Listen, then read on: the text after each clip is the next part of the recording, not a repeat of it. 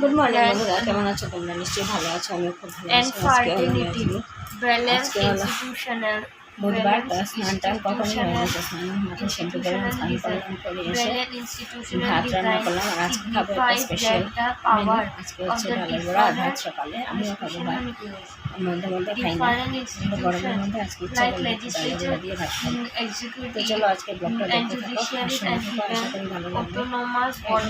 চা নিয়ে দুধ চা না খেলে মাথা ব্যথা ধরে যায়, ভাত খাবো তো চা খেতে পারবো না। চলো চাটা খেয়ে নিই, তারপরে কী কী কাজ করছি নিশ্চয়ই তোমাদের সাথে শেয়ার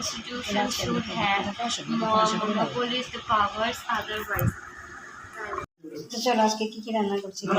ভেন্ডি, রামায়েশ, পটল, আলু সব কেটে ছিটে দিয়ে করবো একটা চচ্চড়ির মতো।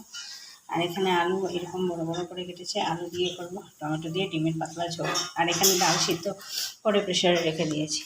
তো চলো আজকে ব্লগটা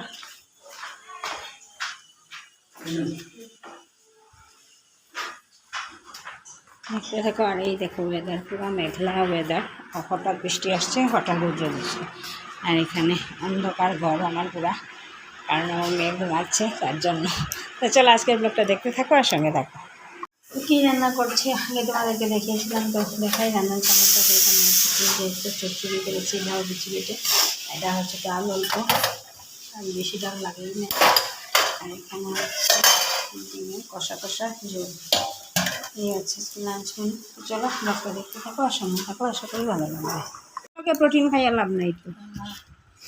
এখন আজকে সন্ধ্যার সময় স্ন্যাক্সে খাচ্ছি এই যে চিল্লা বা প্যানকেক, যেটা বলো, মেয়েকেও বানিয়ে দিয়েছি। মেয়েটা খাওয়া শেষ, আমি এখন আমারটা ছোট্ট করে অল্প একটু বানিয়েছি। এটার মধ্যে তো ওই দিন দেখালামই জিম, আটা আর ময়দা আমি ইউজ করি না, আটা আর পেঁয়াজ আর একটু গোলমরিচের গুঁড়ো এই দিয়ে বানালাম। এটা হেলদিও হয় আর পেটও ভরে।